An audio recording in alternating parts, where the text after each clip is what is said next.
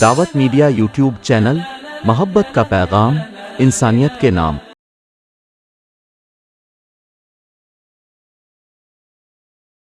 الحمد لله كفى وسلام على عباده الذين اصطفى، أما بعد فأعوذ بالله من الشيطان الرجيم. بسم الله الرحمن الرحيم.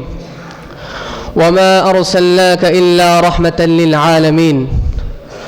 وقال النبي صلى الله عليه وسلم: أنا رحمة مهداة، أو كما قال عليه الصلاة والسلام. ہم نے ہر دور میں تقدیس رسالت کے لیے وقت کی تیز ہواؤں سے بغاوت کی ہے، توڑ کر سلسلہ رسم سیاست کا طلسم، فقط ایک نام محمد سے محبت کی ہے. محترم صدر جلسہ، ذیشان جج صاحبان اور شمع نبوت کے پروانوں، حال کا ماضی سے موازنہ کیا جائے تو مترشح ہوتا ہے کہ دنیا آج سنسنی خیز ماحول میں سفر پر گامزن ہے، اور اس کا رخت سفر اس کے دوشنا طواف پر انتہائی گرا اور بھاری ہو چکا ہے.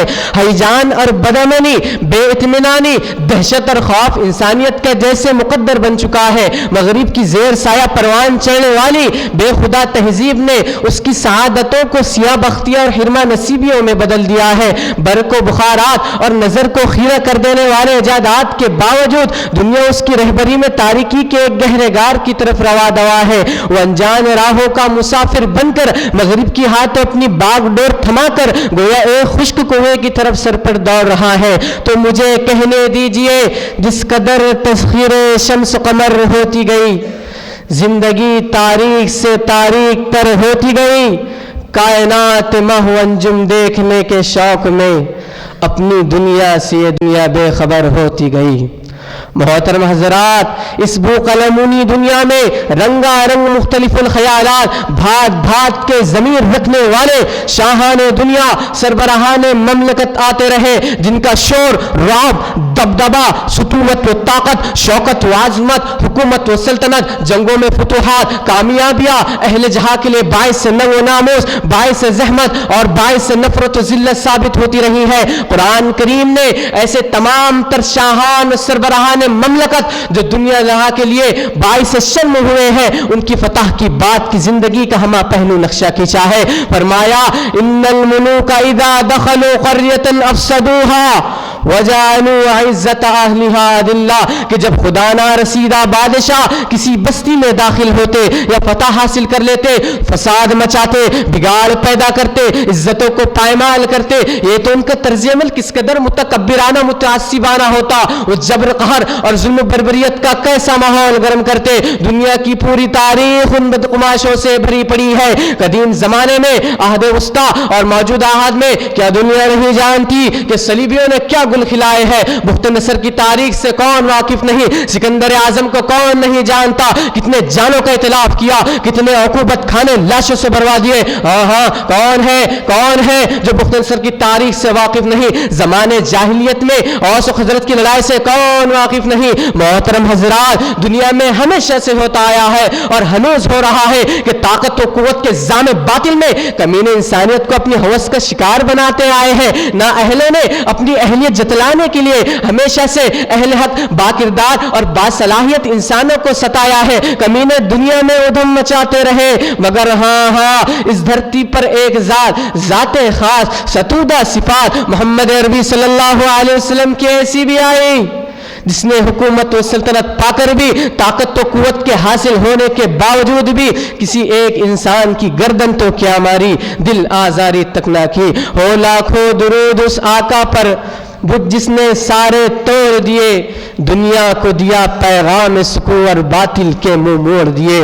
محترم حضرات، دنیا میں چھوٹے بڑے انقلابات آئے، دنیا جانتی ہے کہ کتنی خون ریزیاں ہوئی، مگر اے گردش دورہ سن اور اپنے جلووں میں محفوظ کر کے اسی دھرتی پر 6 صدی عیسوی میں دنیا نے ایک عظیم انقلاب دیکھا. ایک ایسا انقلاب کہ جس کی تابانی اور جھلک سے دنیا آج تک اور تاہم زمینیں قیامت تک روشنی حاصل کرتی رہیں گی. وہ انقلاب آیا, وہ فاتح اعظم فاتح مکہ بن کر مکہ میں داخل ہوا تو نہ نفریوں کا شور تھا, نہ ہٹو بچوں کی صدائیں تھی, نہ کہیں چیخوں کا تلاطم تھا, نہ آہوں کا ازدحام, نہ کسی کی چادر کھینچی گئی, نہ کسی کے دامن عصمت پر ہاتھ ڈالا گیا, نہ کسی کی پگڑی اتاری گئی, نہ کسی کو ذلیل و رسوا کیا گیا. ہر ایک کو مان سمان اور عزت ہی سے نوازا گیا, بلکہ جانی دشمنوں کے گھروں کو ان کی عزت و توقیر کا خیال کر کے مامن قرار دیا گیا.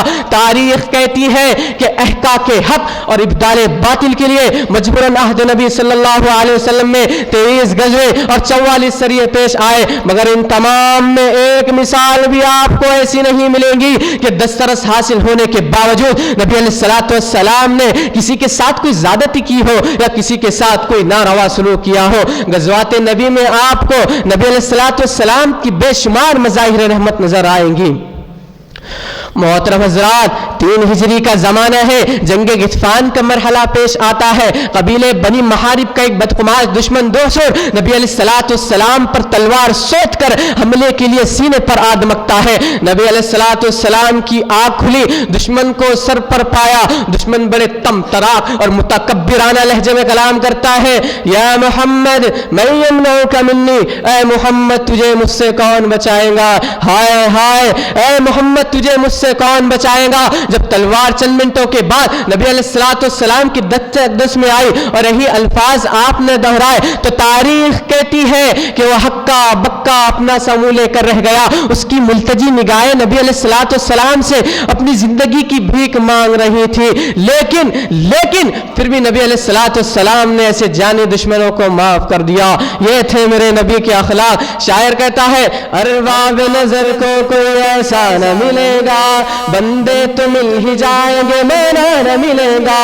تاریخ اگر ڈھونڈ کے ثانی کے محمد, ثانی تو بڑی چیز ہے سایہ نہ ملے گا. وآخر الدعوانا الحمدللہ رب العالمین. دعوت میڈیا یوٹیوب چینل, محبت کا پیغام, انسانیت کے نام.